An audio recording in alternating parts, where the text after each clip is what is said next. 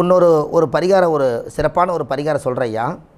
இப்போ யாராவது ஜாதத்தில் சனி செவ்வாய் இருக்குதுங்களா? இருக்குதா? யாராவதுக்கு இருக்கான்னு சொல்லுங்கள். ஐயாவுக்கு இருக்குது. ஐயாவுக்கு இருக்குது வாஸ்து. உங்களுக்கு இருக்காம்மா? அம்மா சனி செவ்வாய் சேர்ந்தால் நீங்கள் எல்லாம் என்ன சொல்லி வச்சுக்கிறீங்க ஐயா? இல்லை, நான் ஜாதகத்தில் சனி செவ்வாய் இருக்கான்னு கேட்டேன். ஜாதகத்தில் சனியும் செவ்வாயும் சேர்க்கை இருக்கா? இந்த சனியும் அது இருக்குது. யாரோ ஒருத்தருக்கு நவம்சத்தில் இருக்குது. இல்லை, உங்களுக்கு ஜாதகம் பார்க்க யாராவது வருவாங்கல்லங்க? இருக்குது.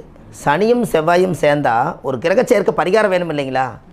இந்த சனியும் செவ்வாயும் யுத்தமா? நீங்கள் அந்த சனி செவ்வாய் சேர்ந்தால் ஒரு விபத்து நடக்குது. போனவர் போயிட்டார், வரவே இல்லை. அந்த இடத்துல முக்குள் இப்படி திருமண ஆபத்தாயிருச்சு, கொஞ்சம் விட்டுருந்தால் போயிருக்கும். இப்படியெல்லாம் இந்த சனி செவ்வாய்க்கு ஒரு நிறைய ஆபத்துகளை நிறையா சொல்கிறாங்க. அந்த ஆபத்து சொல்கிறாங்களே, அதுக்கு ஒரு பரிகாரம் வேணுமில்ல? அந்த சனி செவ்வாய் சேர்ந்துருக்கிறவங்களுக்கு சிவன் கோயிலில் போய் ஆலயமணி வாங்கி கட்ட சொல்லுங்கள். அது யுத்தம் அடிக்குதா, அதை அடிக்க இவருடைய உடம்பை போய் அடிக்காது, அது கடவுள் வழியில் திருப்பி விட்ருங்கன்னு. புரிஞ்சுங்களா ஐயா? அந்த மணி எடுத்து அடிச்சிங்கன்னா உங்களோட தோஷம் நிவர்த்தி ஆயிரும்னு. அதான் அந்த காலத்தில் கண்டங்கள் 4-8 காரிய சனி செவ்வாய் நிற்க, தெண்டம்போல் பகை விரோதம், கைத்திரவியம் நாசம், குடும்பத்தில் சண்டை சட்டாட்டம் உண்டாகி விபத்து நடக்குங்கிறாங்க. மனநல பாதிக்கப்பட்டு எங்கேயோ விழுந்துருவாராம்.